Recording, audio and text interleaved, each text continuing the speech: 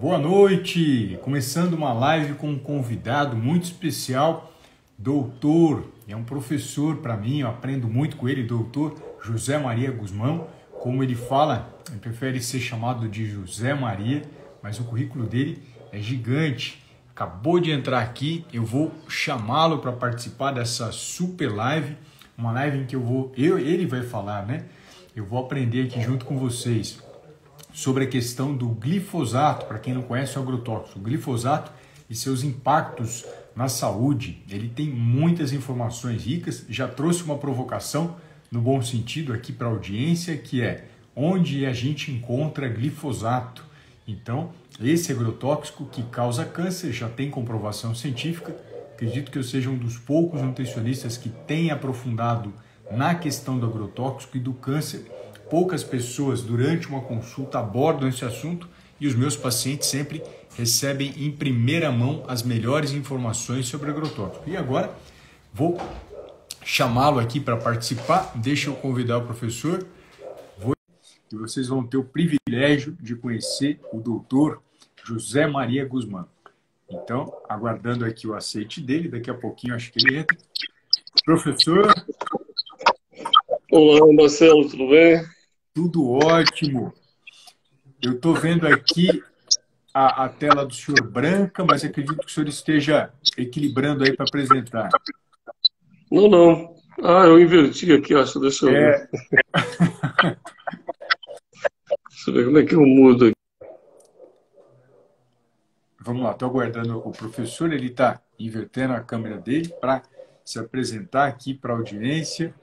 Ele que é a maior autoridade, na minha visão, em agroecologia, nesse assunto gigante, importantíssimo, que é a questão do agrotóxico, e ele vai trazer bastante informação importante e rica para a gente. Conseguiu, professor?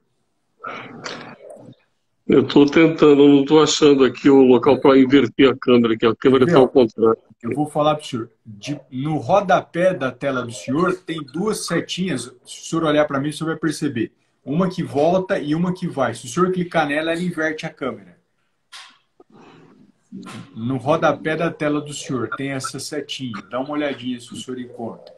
Eu já encontrei, mas ela não atendeu o meu chamado. Ela não atendeu o seu chamado? Isso é influência da indústria de agrotóxicos, viu, professor? Eles souberam que o senhor ia estar aqui. Estão interferindo na nossa comunicação. É excesso de glifosato nessas redes sociais, viu? Eu vou sair e entro de novo para poder mexer na câmera aqui. Até já. Tá bom, fica tranquilo. O professor teve um probleminha técnico ali na hora da transmissão do vídeo, ele não conseguiu transmitir a imagem dele. E no fundo a gente já via lá que ele havia preparado, ele tem preparado constantemente conteúdo sobre glifosato e a frase agrotóxico mata, né?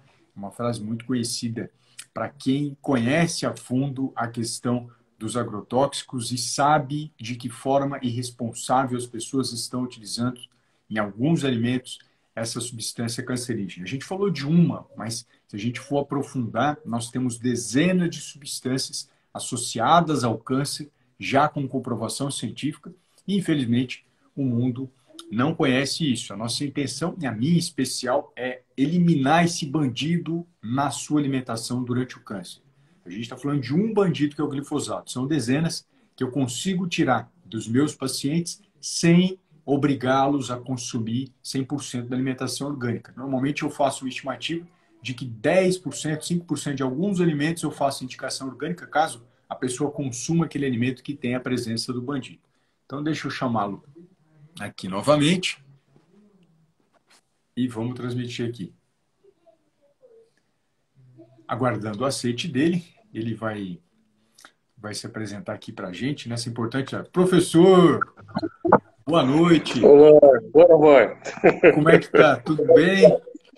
Tudo bem, Marcelo. Prazer estar falando com você. Imagina. Sempre é uma gratidão estar falando com você por conta do trabalho muito importante que você faz aí com recuperação de pessoas que têm comorbidades aí bem fortes, né? E principalmente nós temos conversado muito sobre os agrotóxicos aí, tentamos fazer um projeto com o glifosato, mas é muito difícil a gente conseguir financiamento se a gente não tá, se não é da empresa, né? É, Mas um dia a gente consegue ainda para fazer esse levantamento e consegue, trabalhar com mais afinco aí. Mas é um consegue, prazer professor. te ver e falar com você. Professor, a honra é toda minha. Eu queria brindar toda a audiência com o privilégio de conhecer, na minha visão, eu já falei aqui para todos, a maior autoridade em agroecologia no Brasil. Professor, ele é Porque biólogo, você usa ele fez. óculos com isso. Ah, fica à vontade. A Fica... tua visão, a Não, tua não, visão. não. Professor José Maria é biólogo, fez o mestrado, fez o doutorado, pós-doutorado. Ele orienta pessoas a fazerem um estudo mais profundo em agroecologia. Então, ele tem um braço muito forte dentro da Unicamp, se eu não me engano, também na Uniararas. E ele, melhor do que ninguém, para falar mais das atividades acadêmicas que ele está fazendo atualmente. Quais são, professor?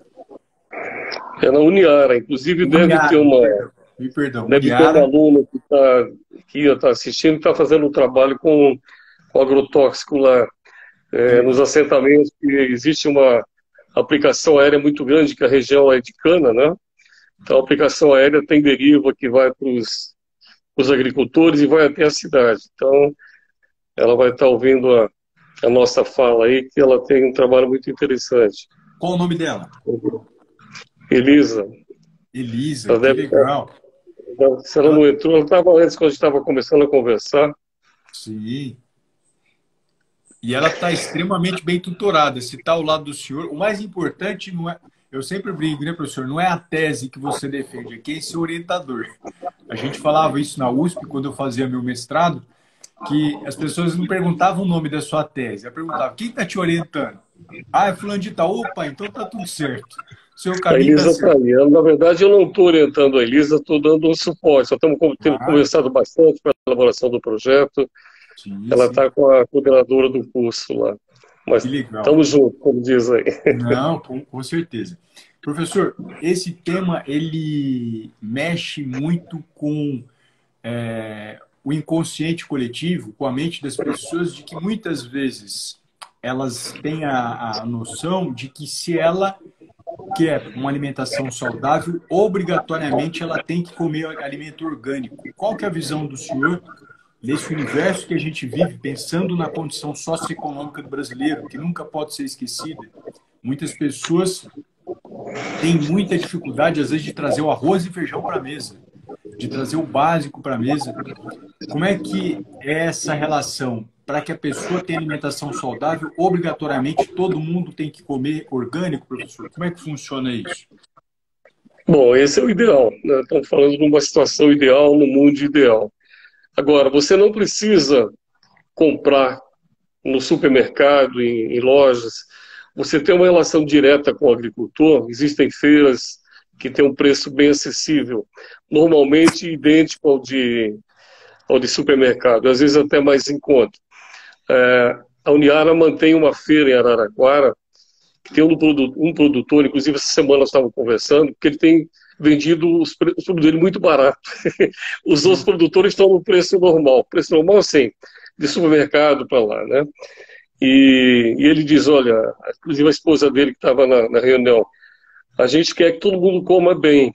Você precisa avaliar o seu custo de produção. É uma pessoa altruísta mesmo, sabe? Então, você encontra no mundo de quem trabalha com orgânico uma outra visão de mundo, é uma outra visão, uma outra cosmovisão mesmo. Então, você tem relações. Agora, você pode plantar alguma coisa na sua casa, você pode comprar na horta do teu vizinho que você conhece, que sabe que ele não aplica, ou se ele aplica, você compra do outro ali, né? Então, tem saídas, né? E arroz, feijão, tem algumas marcas que eu não vou fazer propaganda, mas é um broto legal, que eles tiveram um problema sério na família, intoxicação. Sim. Então, hoje, eles não produzem orgânico, mas eles garantem que ele está abaixo ou no limite permitido.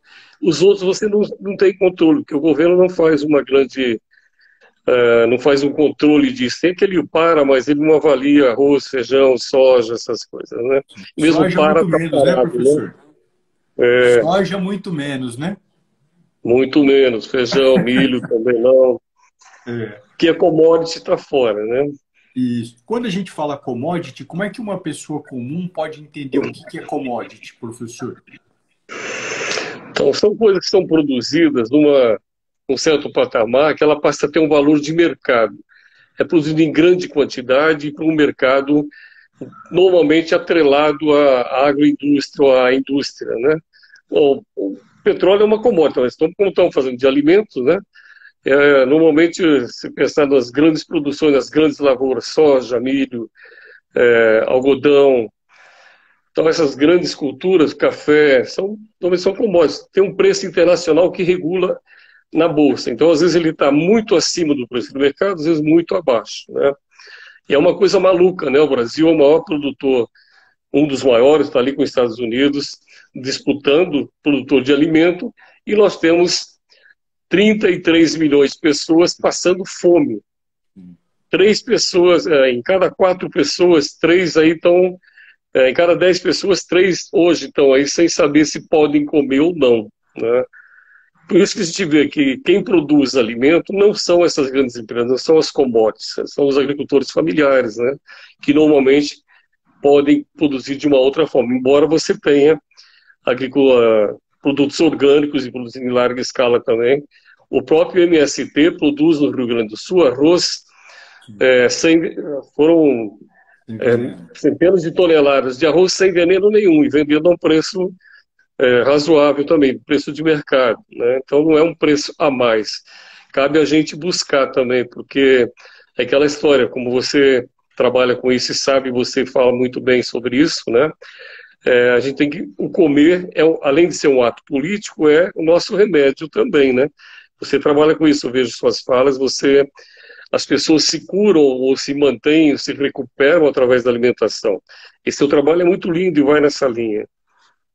E tem uma coisa interessante, né, professor? Porque agora teve o encontro mundial da ASCO, que é dos American College, né, para o estudo do câncer, né, oncologia clínica. São milhares de profissionais que foram para lá com grandes esperanças para o tratamento oncológico.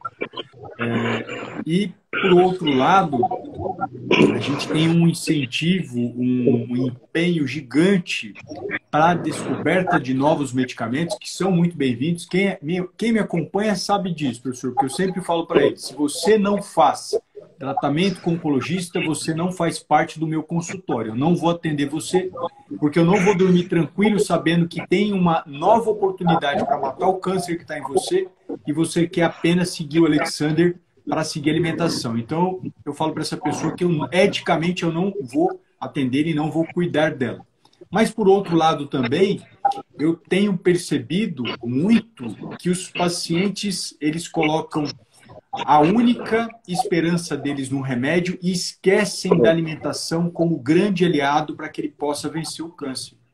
Então, os próprios encontros mundiais de oncologia, as sociedades, elas são tímidas no tratamento com câncer em relação à alimentação. E eu tenho o privilégio já de conduzir várias pacientes que tiveram metástase e hoje não tem mais, várias pacientes que tiveram tumor, seja de mama, seja de cólon, seja linfoma, e estão em remissão com um grande aliado chamado alimentação. Então, eu tenho um grande respeito pela indústria que ajuda a matar o câncer, mas, por outro lado, também eu fico muitas vezes pensando que as pessoas ainda não perceberam o poder que a nutrição tem e, por isso, o interesse de trazer o senhor e mostrar os bandidos que estão presentes na alimentação e a população não sabe. Então, e por que elas adoeceram, né? Tem que pensar por que adoeceram, né? Tem várias causas. Uma delas é a nossa conversa de hoje. Sim. Acho muito interessante o ponto que você levantou. Hoje, você mais que eu sabe, existem medicamentos que agem para determinados tipos de câncer. Você não tem mais aquela bomba que atirava em todo lugar, né? Então, mas ele, como tudo na vida, você não resolve com uma coisa só. Você tem que estar trabalhando em vários pontos, vários aspectos, né? De uma forma holística mesmo, né? E nessa questão holística que o senhor fala, professor, eu tenho pacientes que tiveram câncer, estão em remissão, estão fazendo acompanhamento comigo, porque não é, pelo menos no meu entender, não é aceitável alguém morrer de câncer, não é aceitável. principalmente pessoas com menos de 70 anos, porque lá atrás, quando tinha mais de 70, era aquela dosezinha de veneno, desde o primeiro ano de vida até os 70, que chegou uma hora que o organismo não aguentou e explodiu o câncer. Mas hoje, tem pacientes com 12 anos, com 18 anos, com 20 anos, com 36 anos. Quem tem menos de 70, para mim, é jovem. E essa pessoa não tem ideia de que não vai apenas adiantar matar o câncer se ela continuar se envenenando todos os dias. Ela continua se envenenando, eu continuo falando que o grande diferencial da metodologia que eu faço não é só fortalecer célula, não é só reduzir efeito colateral de quimioterapia, não é só aumentar a imunidade, mas retirar os bandidos da alimentação que as pessoas insistem em consumir, achando que só porque sumiu na imagem o câncer não pode voltar amanhã. Infelizmente pode. Não existe essa garantia se continuar consumindo ainda mais esses bandidos. Como é que o senhor enxerga isso, professor? Eu concordo com você. Inclusive, pessoas já têm uma tendência genética, predisposição, né? Alguns casos, inclusive, você citou na sua família alguns casos assim, né? Então já tem que tomar muito mais cuidado. E hoje, você falou de 70 anos, né? Hoje as pessoas, é muito comum você ter crianças muito jovens com câncer. Inclusive, tem estudos que mostram que quando a mãe tem contato com agrotóxico e na amamentação, se ela tem contato durante o pré-natal dela, o filho tem uma grande chance de ter um problema de saúde sério como o câncer, entre outros, né? O câncer é um deles, né? Sim, sim. E tem, acho que até um trabalho do Pignat, né? Posso estar falando o nome errado, lá do Mato Grosso do Sul, Isso. que ele fala dessa presença dos agrotóxicos que vão pelo leite materno, mas, por favor, não abracem a forma infantil, porque ela tem muito mais agrotóxico do que possa se imaginar no leite materno, viu? Com Eu acho que certeza. é importante ressaltar, ele mostrou a presença do agrotóxico no leite materno, mas lembre que a forma infantil é muitas vezes mais, então nenhum momento sonhe que leite materno é ruim. Isso é só para mostrar que existe uma carga agressiva de agrotóxico que pega, infelizmente, as gestantes, mas arrebenta se você estiver usando fórmula infantil. Então, fórmula infantil nunca é melhor caminho que leite materno. Eu não estou falando isso aqui. Apenas destacando o trabalho do professor Pignatti, se eu não me engano, é da Federal do Mato Grosso, posso estar errado, que ele mostrou Correto, não é isso esses mesmo. dados, né, professor? Mas quais são Inclusive, os ele vai alimentos? estar com a gente. Ele vai estar com a gente no evento. Já aproveito para convidar todo mundo que estiver aí.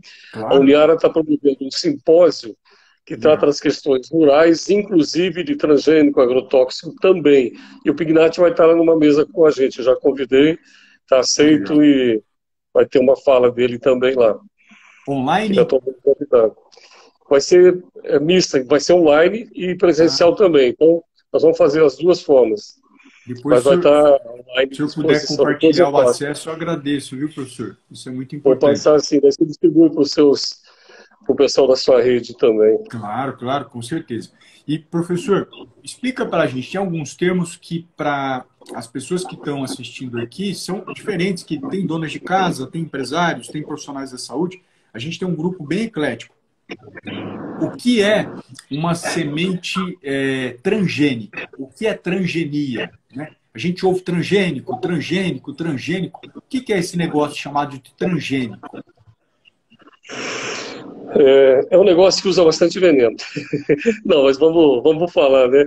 Eu vou comentar isso aí depois, durante a nossa fala, o quanto de veneno tem a mais, o quanto incorporou isso, né? Mas se você pegar o aparecimento dos transgênicos e aumento de uso de agrotóxicos, ele é vertiginoso. E o discurso do aparecimento do transgênico é justamente isso, era uma técnica para evitar o uso excessivo de agrotóxico, né? O transgênico, na verdade, é você pegar um organismo, normalmente os organismos, por exemplo, uma bactéria acusa outra bactéria, um cavalo com a fêmea dele, um cachorro, e vai embora, né, da mesma espécie. Na transgenia, a gente consegue fazer com que um organismo de táxon totalmente diferente possa receber o gene de outro, né? Então, por exemplo, a gente tem uma planta que recebe o gene de uma bactéria. Isso na natureza seria praticamente impossível acontecer, um cruzamento entre um mamífero e uma bactéria, entre uma planta e uma bactéria, por exemplo, né? Isso é feito através de engenharia genética. Só que, a princípio, quando se fala em engenharia genética, dá a impressão que é muito precisa, eu consigo colocar exatamente no local que eu desejo. Aquilo cai dentro do gene da planta, de uma bactéria, vou colocar numa planta, cai ali dentro, o gene que eu quero que ele permaneça. Normalmente, os transgênicos que a gente tem na agricultura são para resistência ao agrotóxico, ou seja, eu posso usar mais veneno que não vai matar aquela planta, vai matar as outras plantas, mas não aquela, né? E isso é uma coisa que leva a uma falácia, né? Porque como as plantas do entorno começam a criar resistência, cada vez se usa mais veneno para matar as plantas que estão no entorno. E essa planta que resiste, por exemplo, à soja, o Roundup Red, que é a soja que foi incorporado o gene nela para resistência ao Roundup, então se eu passar o Roundup, que é um herbicida, na lavoura, ela não vai morrer. Mas as outras do entorno, que não interessa para o agricultor, para o grande produtor, né, que está ali no entorno, vai morrer. Só que com o tempo ela começa a criar resistência e tem que usar cada vez mais. Então nós temos cada vez mais resíduo de veneno nas plantas transgênicas, justamente por conta da resistência que é criada no entorno e, em vez de mudar, a pessoa, como só tem aquela semente transgênica, hoje tem várias, mas esse é outro grande perigo. Nós temos plantas hoje que têm o gene de resistência a vários herbicidas juntos. E às vezes alguns herbicidas que quando se usa vários herbicidas, você tem um efeito muito mais forte do que usar um só. Então a transgenia veio com uma proposta, mas ela é um tiro pela culatra, na verdade, um tiro no pé, né? A gente podia estar conversando só sobre transgênico, como acho que nós conversamos uma vez até, né? Mas é sempre bom você tocar, porque é impossível separar transgênicos de agrotóxicos, porque os transgênicos da agricultura estão extremamente ligados ao uso de agrotóxicos, principalmente herbicidas, né? E só para alertar, nós temos, para o pessoal que está junto aí, nós temos um grupo que trabalha com uma campanha permanente contra agrotóxicos e pela vida.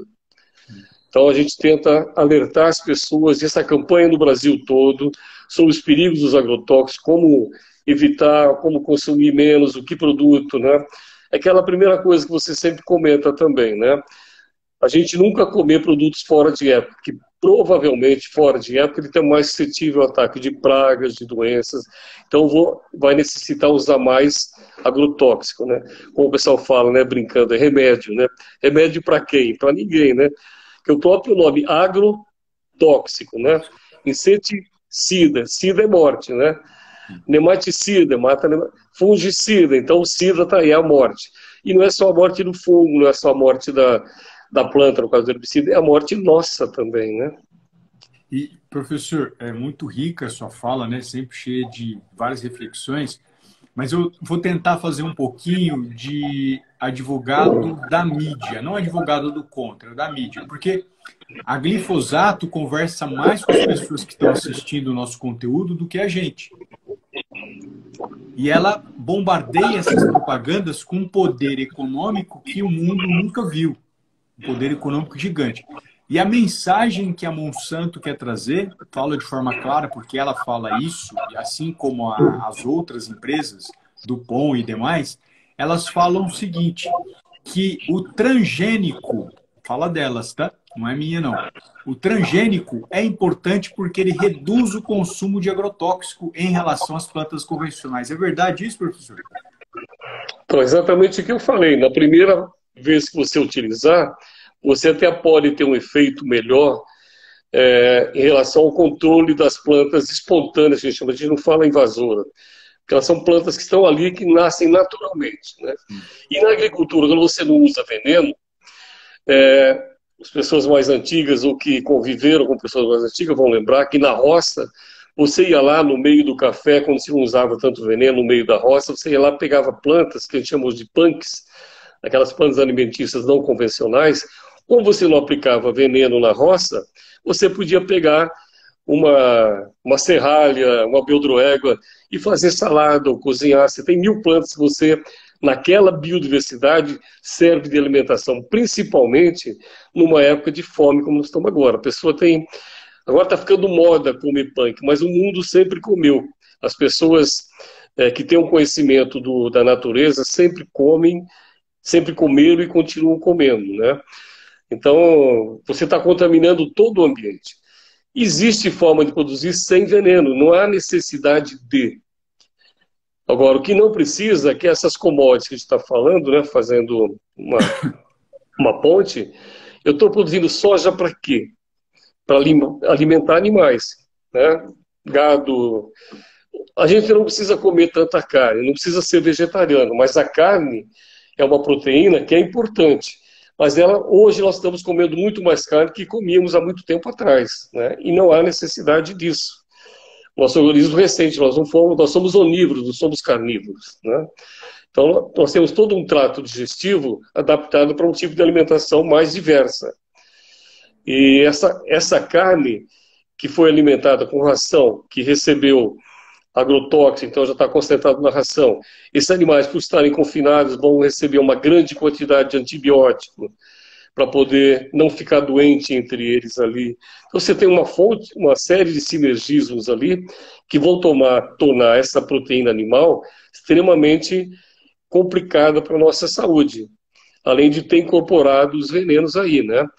Tem uma coisa que a gente sempre comenta, em biologia a gente trabalha bastante, chama biomagnificação, né?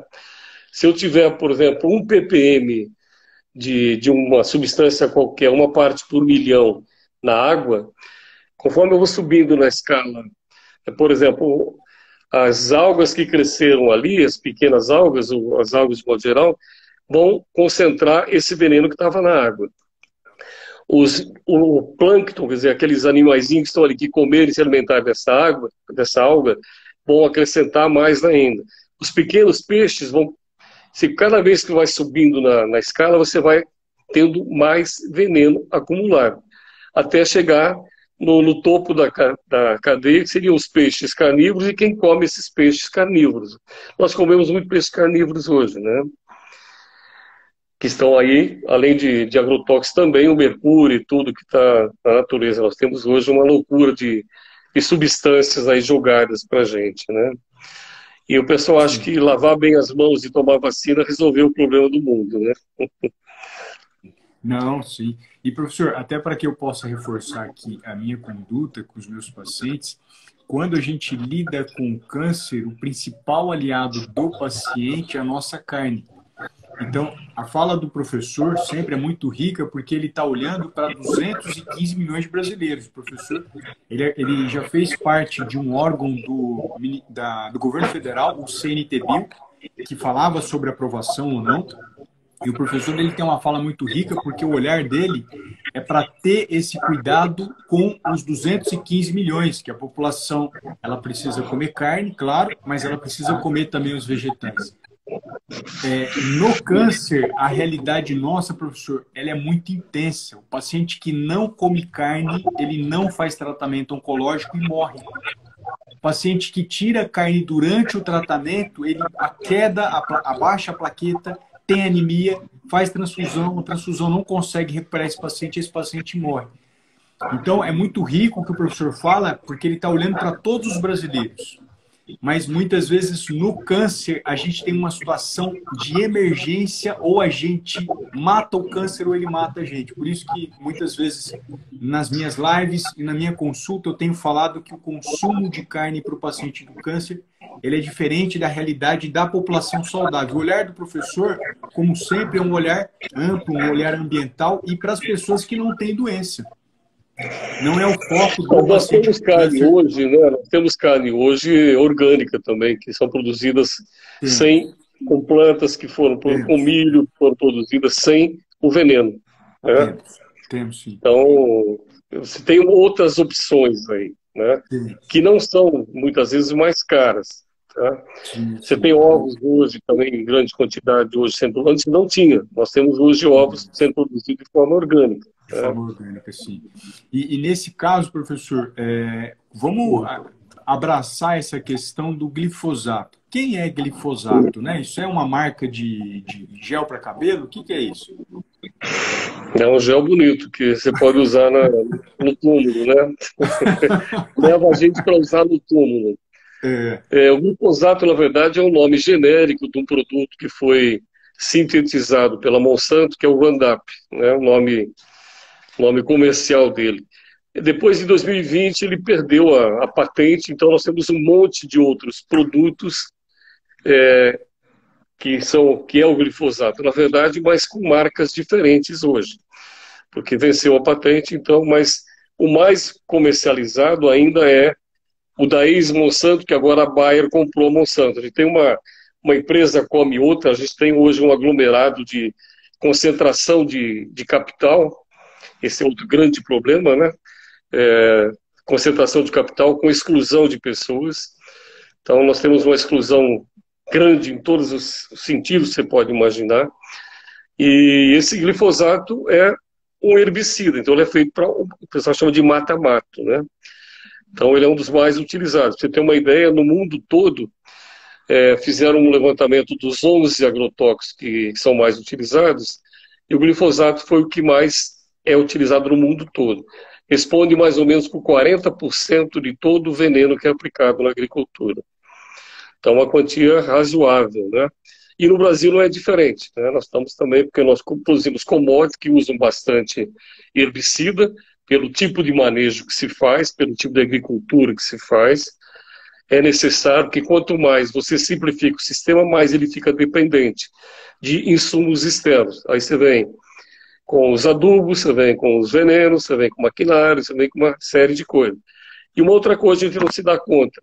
Uma grande parte, eu trabalhei uma vez com o pessoal do Ministério Público de São Paulo, que no adubo você tem os macronutrientes, que são nitrogênio, fósforo, potássio, e tem os micronutrientes. Adivinha onde eles estavam buscando os micronutrientes? Para baratear o produto, comprava resíduos de indústria que vinham contaminados com chumbo e vai embora, né? Porque era mais barato. E não consegue retirar numa quantidade. E era uma briga enorme que, inclusive, a CETESB, na época, estava aceitando por conta de reduzir custo de adubação. Então, você vê, quando você faz uma agricultura não orgânica, não com base agroecológica, não pensando na ecologia do sistema, não tem como não pensar hoje nas relações que existem nos seres vivos. Todas. E na forma de produzir, na forma como a gente come, na forma como se alimenta, na forma como a gente anda, o que a gente veste, a radiação que você está sujeito a toda hora, né? Pode ser solar, pode ser de equipamentos domésticos, uma série de coisas. Então não dá para separar essas coisas. Mas você vê como quando eu compro um produto não orgânico, ou quando eu produzo um produto não orgânico, além do veneno do agrotóxico, eu estou incorporando também outros componentes que têm um efeito sinérgico para detonar a nossa saúde, né? E, professor, quando a gente. O senhor foi uma das primeiras pessoas que me alertou, né, sobre a presença de uma substância cancerígena, além do glifosato e além dos outros 35 agrotóxicos que estão na soja, né, diga-se de passagem, uma das sementes que mais recebe agrotóxico, e a população que enfrenta o câncer consome soja como se estivesse tomando água. Consome a DES, falo a marca porque é soja, mesmo sendo não transgênica, a gente sabe que tem agrotóxico. Eu falo do tofu, eu falo do miso, eu falo do óleo de soja, todas essas substâncias com resíduo de diversos agrotóxicos, além do glifosato. O senhor chamou muito minha atenção, além desses agrotóxicos, da presença na soja transgênica do formaldeído, que é cancerígeno. É isso mesmo, professor? Tem formaldeído na soja, que é uma substância cancerígena? Então, normalmente, as leguminosas têm substâncias que são antinutrientes, né? Existe uma pequena quantidade na soja comum também, muito baixíssima, que é quase difícil de identificar com cromatografia. E quando foi comparado uma soja transgênica resistente ao glifosato com a soja convencional, a mesma soja, só que não tinha sido feita a transgenia nela, houve um aumento muito grande na produção de formaldeído, né? E, por outro lado, uma baixa na produção de substâncias que são importantes para a gente, para a nossa saúde, inclusive substâncias que têm o efeito de melhorar a nossa saúde aí, né? E olha que incrível, né, professor? Eu tenho E pontuado, não se esperava isso que é uma coisa importante, por porque favor, por favor. a lógica de quem produz o transgênico é uma lógica daquela genética mendeliana, que um gene, uma proteína. Isso a gente está cansado de saber que não é assim. A gente sabe que existe hoje a epigenética, né? E, por exemplo, o nosso organismo e a maioria dos organismos, 98% dos genes não se expressam no dia a dia. Mas se você tiver por uma presença de uma substância, uma tensão emocional forte, ele passa a se expressar, né? Então é isso que acontece, por isso que ela mudou, porque ela foi alterada a genética dela de tal forma que ela ativou genes que não estavam ali, porque o formaldeído é importante para a planta no campo, às vezes, para ela se proteger de inseto, de ataque de inseto. Mas como a gente foi domesticando a planta, foi sendo perdida, substâncias antinutrientes foram sendo diminuídas, né? Então, quando você faz a transgenia, você reativa coisas que estão lá no arquétipo da planta, por exemplo, né? Então, isso reforça cada vez mais, professor. Eu tenho falado para a minha audiência, para as pessoas que acompanham meu conteúdo, do risco do consumo de óleo de soja, do risco do consumo do óleo de milho. Lembrando que o milho também recebe o glifosato, que tem vários agrotóxicos, e a população consome esse vegetal achando que por ser vegetal é saudável. Não, não é. Porque a gente precisa entender a origem dessa semente. Como é que ela foi cultivada?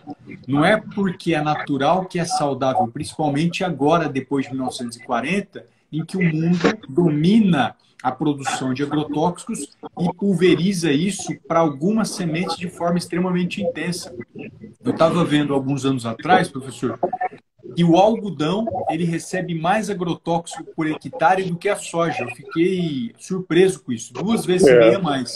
Então, quando eu sou agressivo com a soja, agressivo com o milho convencional, esse milho que recebe o agrotóxico, o óleo de soja é um óleo que é utilizado nas batatas fritas do McDonald's, do Burger King e nos hambúrgueres desses fast food. Não é o Alexander que está falando, é a empresa. É só você pegar lá o cardápio deles que fica exposto na parede, você vai ver que na composição da fritura da batata frita está escrito óleo de algodão.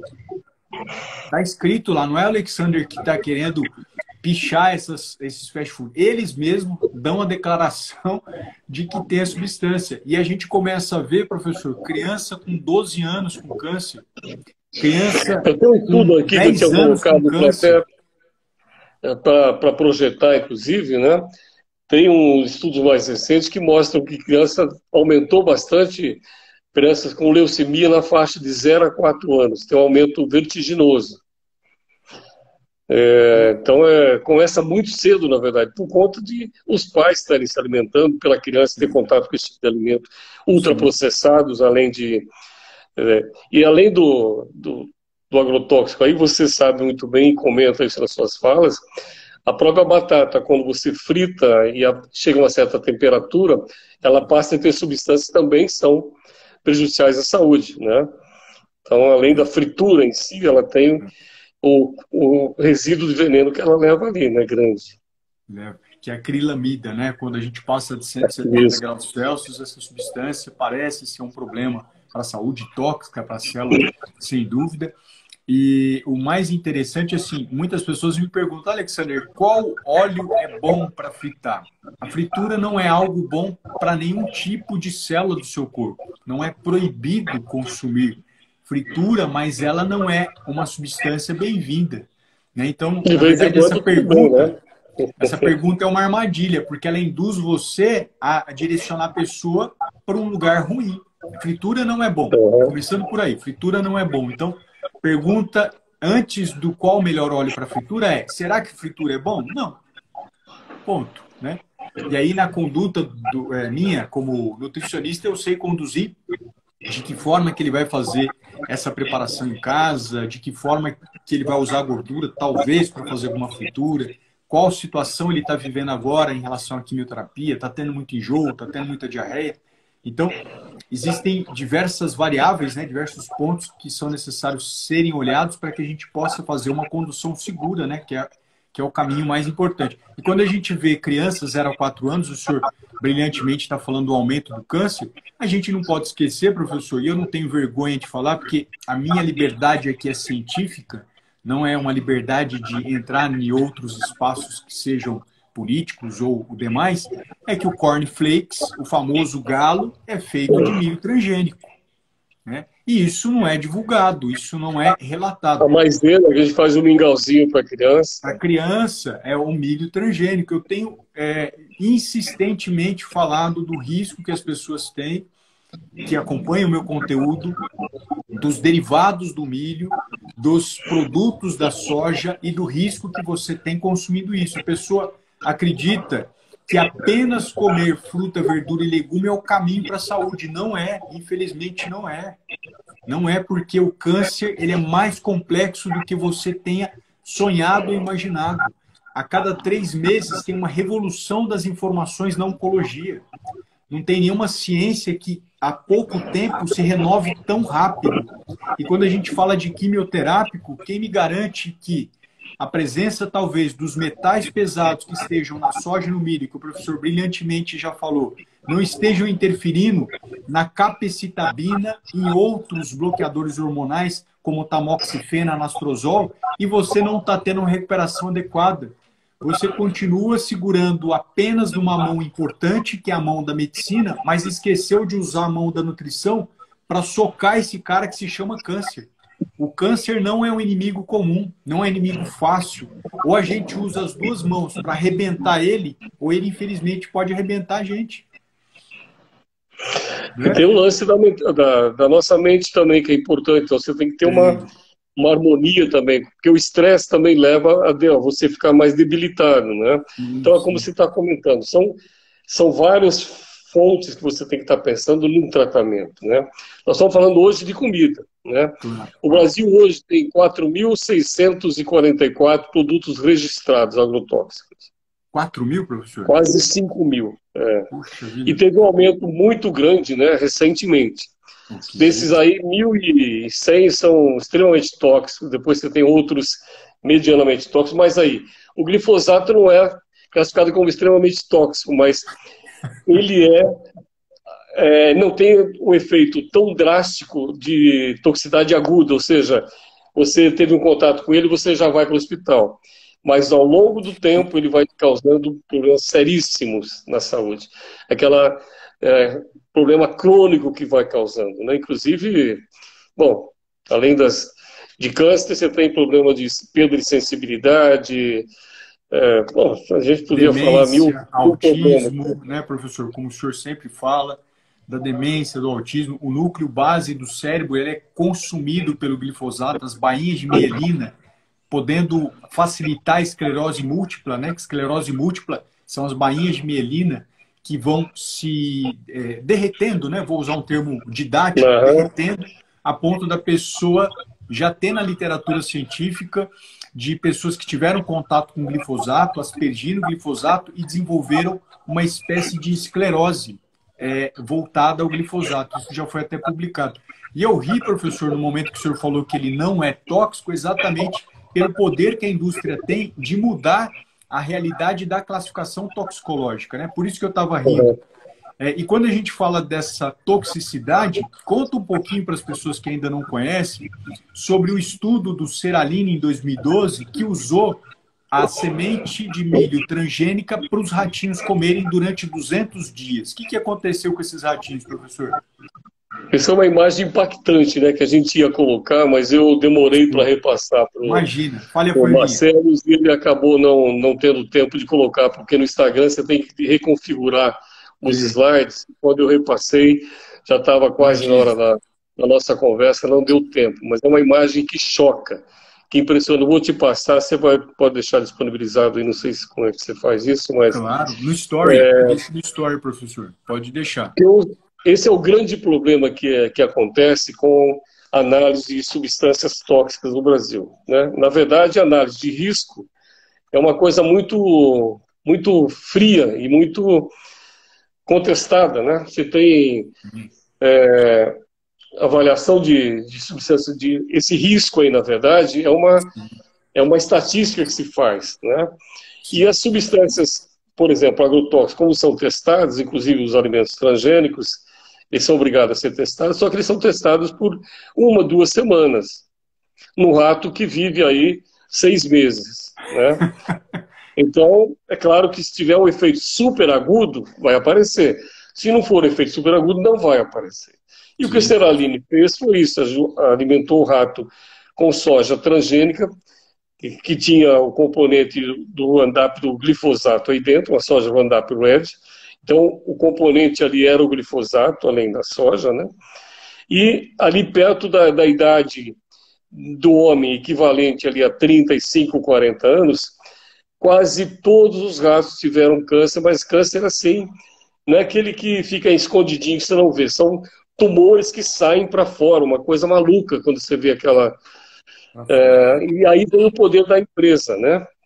Muito forte, que ele publicou isso. Para publicar um artigo científico, a gente primeiro encaminha para a revista, ela encaminha para um monte de pesquisadores da área para avaliar o trabalho. Ele passou por essa fase, foi aceito, foi publicado, aí chegou a Monsanto e chegou na revista e diz, ó, não quero que publique isso. Mas já tinha sido publicado. Foi retirado por pressão da Monsanto, aí o que ele fez? Publicou numa outra revista que a Monsanto não tinha caminhos para barrar. Esse artigo está lá, é um artigo do Seralini, um grupo francês muito respeitado dentro de todos os padrões científicos que a gente pode imaginar, foi feita essa pesquisa, né? Mas você vê o poder que as empresas têm de mexer nisso, né?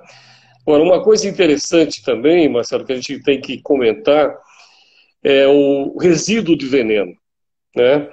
Por exemplo, existe um limite máximo que as empresas, que o governo faz, limite máximo, LMR, que chama limite máximo de resíduo, que no caso do glifosato, antes de entrar a soja transgênica, era de 0,2 parte por milhão.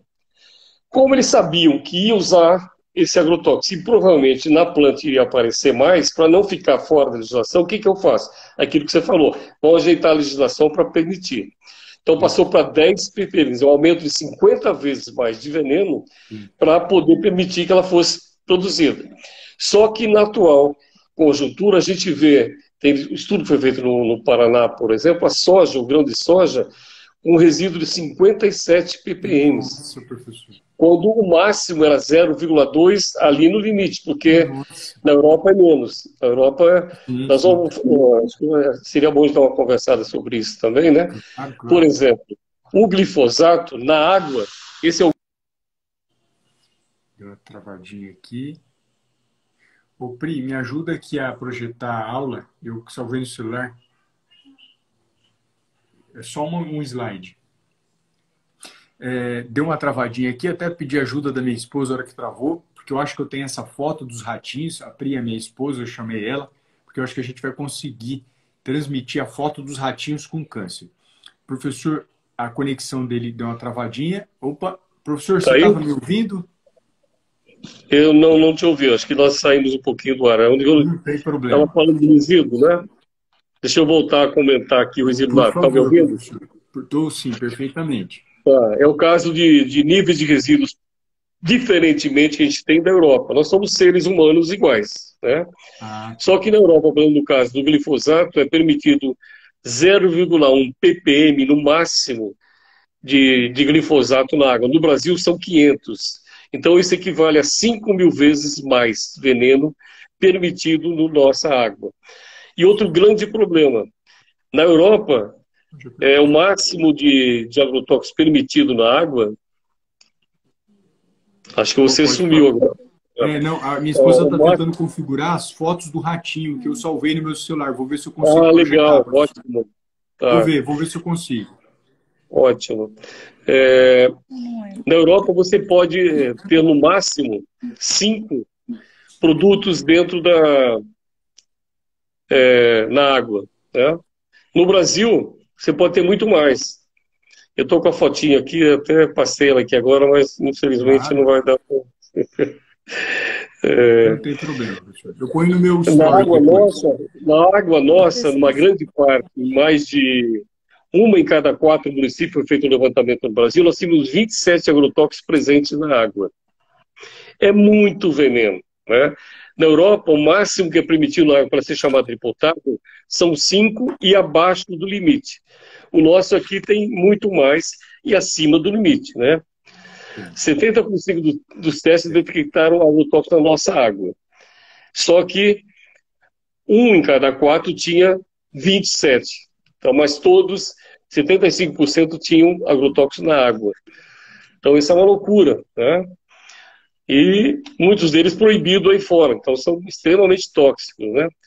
Então, se você pegar hoje uma água, por exemplo, no Brasil, você pode ter 27 agrotóxicos dentro da água, que vem aqui, que a gente bebe, que vem da Sanase, que vem desses lugares.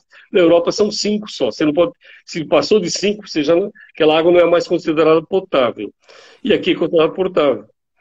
O limite máximo de resíduos aí. E o nosso resíduo é maior. Lá é 0,1, aqui são 500. Quer dizer, 5.000 vezes mais. Além de poder ter mais veneno, nós temos uma quantidade de veneno a mais na água do que o permitido na Europa. 5.000 vezes mais. Isso é uma loucura. Né? Só para você ter uma ideia, tem um estudo que foi feito no Paraná, mais ou menos recentemente. Aí eles fizeram uma correlação com câncer nas pessoas, né? Mas só o nível de contaminação da água na Europa foi de 0,5 parte por bilhão de agrotóxico, tá? E no Paraná foi encontrado 189,84 ppm.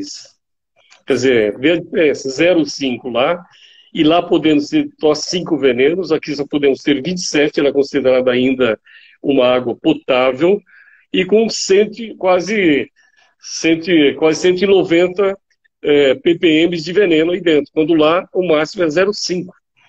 Quer dizer, além de a gente ter muito veneno na água, nós temos uma liberalização no limite máximo de resíduo permitido, né? E não é só na água, no grão também, né? Então você pega o grão de soja, que você trabalha com isso, você sabe também, mas só para o pessoal que está ouvindo aí a gente, né?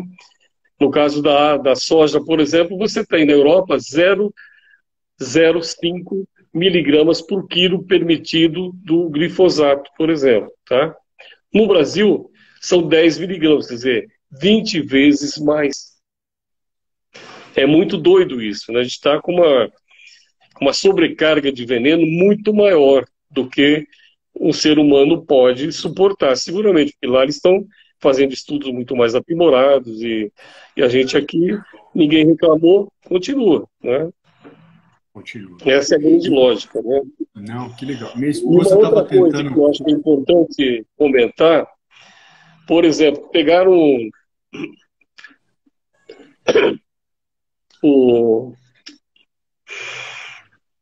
células de tecido de... Fugiu o nome agora, mas... Imagina. do cordão umbilical, tem um nome próprio, mas vou falar o cordão umbilical, e colocaram o glifosato ali para ver como é que a célula do cultivo de tecido, para ver como é que reagia, né? Com 10 ppm, a gente começou a ter problemas já citotóxicos sérios. E o DNA foi alterado com 5 ppm. No nosso caso, é permitido 10 ppm no grão.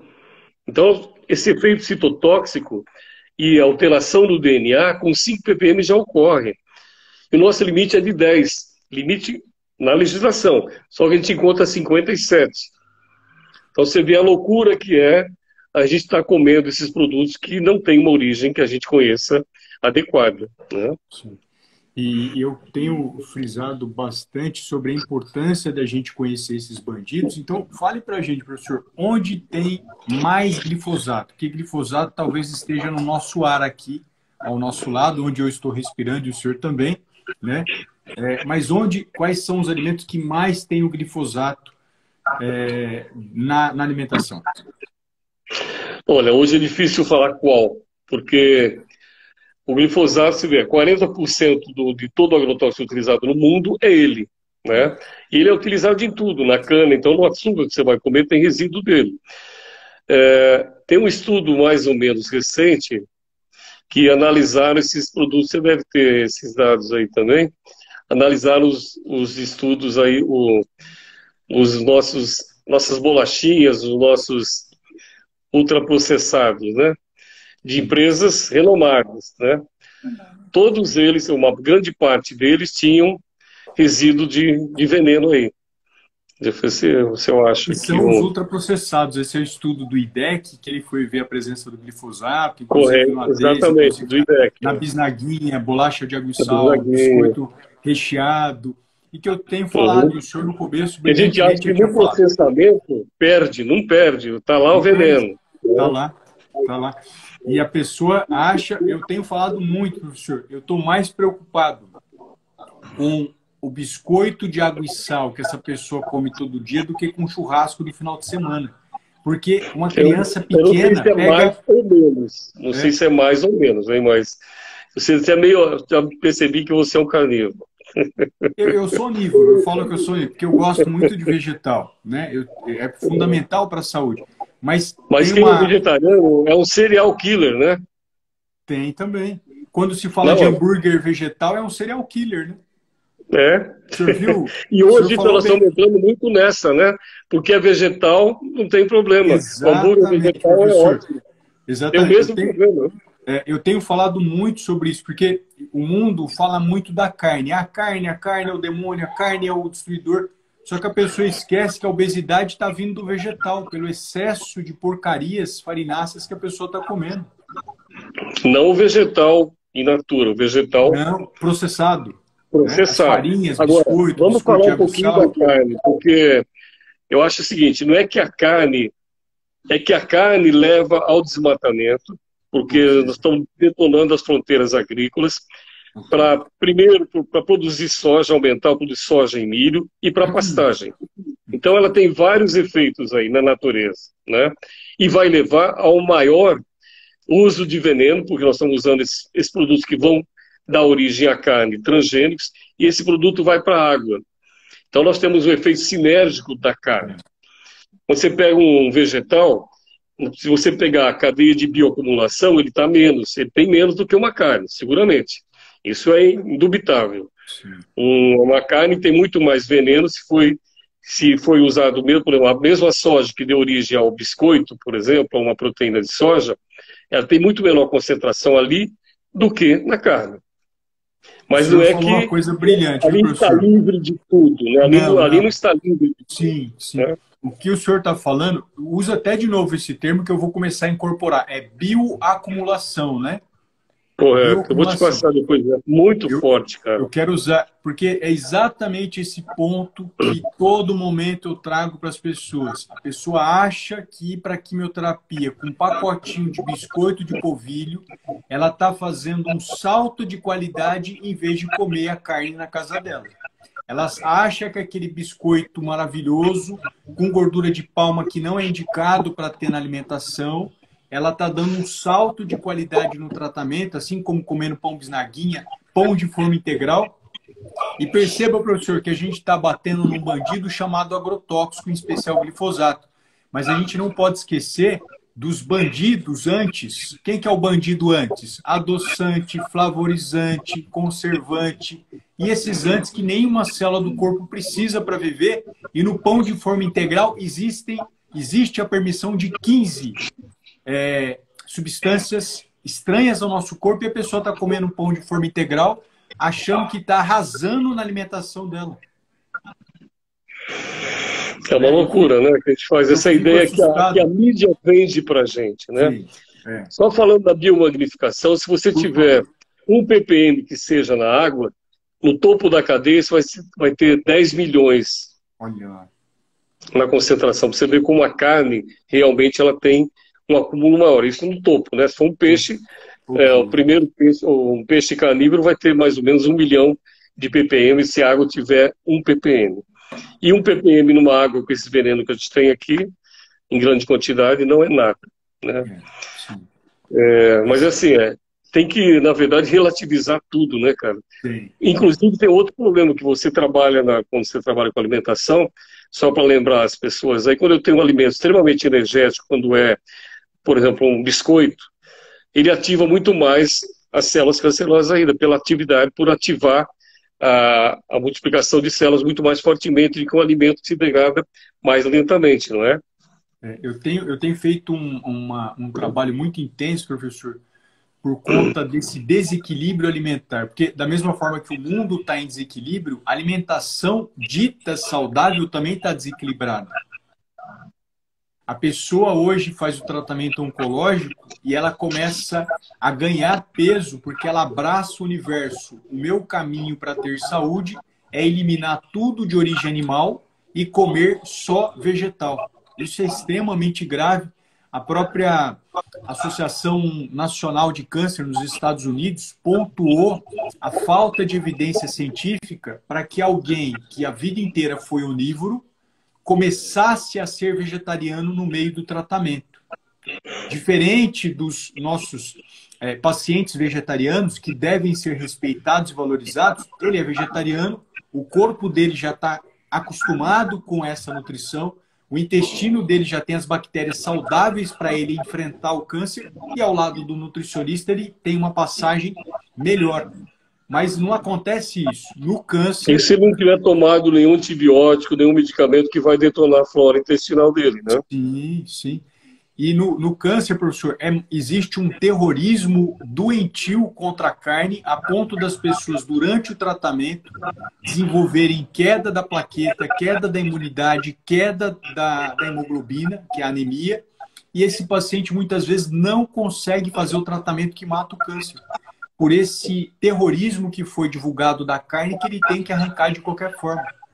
Então, eu sempre tento, no meu universo, que é a oncologia, traçar para a pessoa a importância que ele tem consumindo a carne, da forma que eu indico, não é comer exagerado, e equilibrar isso com os vegetais.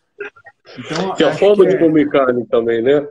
Uma carne, por exemplo, um churrasco, ela tem muito mais problemas por conta da própria gordura que cai na brasa e sobe. Então, você tem mais problemas aí também. Então, a forma de preparo também é importante. Né? Sim, muito. E eu falo muito para os pacientes que têm uma forma especial de preparar as carnes, preparar os peixes, preparar os alimentos, porque o modo de preparo faz aquele alimento ser bom para ele ser ruim.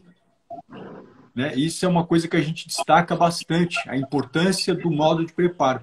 E tirar a demonização também que se tem da gordura. Tem uma demonização da gordura que comer gordura é a pior coisa do mundo. Mas eu não vejo nas falas de grandes instituições que comer biscoito de polvilho é uma porcaria. E é. Você não vê em nenhum conteúdo de grandes associações do câncer falando mal do biscoito de polvilho, que deveria falar, que é uma porcaria. Biscoito de água e sal, massa podre, massa folhada. Colocam isso como a mil maravilhas para o paciente comer, e nunca foi. Nós falando de óleo, né? Nós não comentamos, que a gente sempre comenta nas nossas lives, do canola, né? Seria um dos piores óleos. Fala para eles, professor, do canola. Fala para eles, por favor. Porque aí é uma voz a mais para fortalecer. O que é o óleo de canola, professor? Canadian oil, né? Então, na verdade, não é um óleo, ele é um óleo sintético, né? Para ele chegar naquele ponto, ele tem que passar por um ultraprocessamento, que é um dos piores óleos para a saúde que a gente tem. E era vendido, inclusive, pelo pessoal da saúde, né, como um melhor óleo para evitar colesterol e uma série de coisas para a saúde. E ainda é vendido em grande quantidade. Eu vou no mercado e eu vejo que ainda existe esse óleo aqui, cara. Existe. Que louco, né? Existe. Não só o canola, que é péssimo, porque tem uma substância nele, professor, que poucas pessoas comentam, que é o hidroxinonenal, é o FORT-ANI. Ele destrói a sua mitocôndria e ele destrói o DNA da sua célula, pela concentração que tem em alguns óleos. Então, quando a gente começa, e eu começo a brincar muitas vezes e falar para as pessoas, tomar cuidado com óleo de soja, óleo de girassol, óleo de canola e óleo de milho, porque eles são oxidantes para a sua célula, a gente está falando de substâncias ali dentro que, por conta do ultraprocessamento desse óleo, hoje o óleo de soja não tem cheiro, exatamente por conta desse ultraprocessamento, ele destrói a sua célula, ele danifica a sua célula. Então, E eu o sempre o falo, óleo de girassol tem muita substância antioxidante, mas ele extraído a frio, né? sim, Mas sim, do jeito que ele é feito hoje, está dizendo, com o de soja, o processo que faz destrói tudo que ele tem de bom destrói e acumula o que tem de ruim, de né? ruim. Aí vem a sua fala da gordura, uma gordura de porco é muito melhor do que uma desse óleo aí. É o que eu No meu sempre ponto falo, de vista, professor, que seguramente. a banha de porco é excelente, óleo de coco é excelente, principalmente para paciente com câncer em quimioterapia. A manteiga, que é um produto natural, também é excelente para você utilizar na sua alimentação. Isso é uma fala comum. Outras falas em relação a qual o melhor alimento, as pessoas sempre perguntam, Alexander, qual que é melhor alimento para remissão? Eu falo, é a mesma coisa que você perguntar para um médico que tem um câncer qual é a melhor quimioterapia para você. É impossível ele falar. Ele tem que saber o tipo de tumor, ele tem que saber qual fase você está do tratamento, ele tem que saber o seu peso, ele tem que saber o seu histórico para que ele possa prescrever a melhor quimioterapia para matar o câncer. A mesma coisa é a alimentação. Não tem como eu falar a listinha de alimentos que vai ajudar você na remissão. É impossível. O atendimento tem que ser personalizado, tem que ser individualizado. Dá para fazer a listinha daqueles que não pode, né? Que Isso não aí dá para podem. fazer Isso facilmente, né? dá. E eu fiz essa semana. Eu coloquei alimentos que não podem na live que eu fiz na terça-feira, professor. Eu vi, eu Viu? entrei no seu site, eu estava vendo lá, achei interessante. É. Mas era isso. Professor, eu quero. Se o senhor quiser trazer mais outras informações, é muito bem-vindo. Eu passei do seu horário, já é 19h11, 19h12.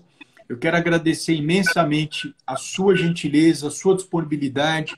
O senhor acabou preparando a aula, eu peço desculpa que eu não consegui ter o tempo hábil para transformar ela na apresentação. Tranquilo. Foi Viu? erro Foi meu de falha. não ter caminhado com Imagina. antecedência.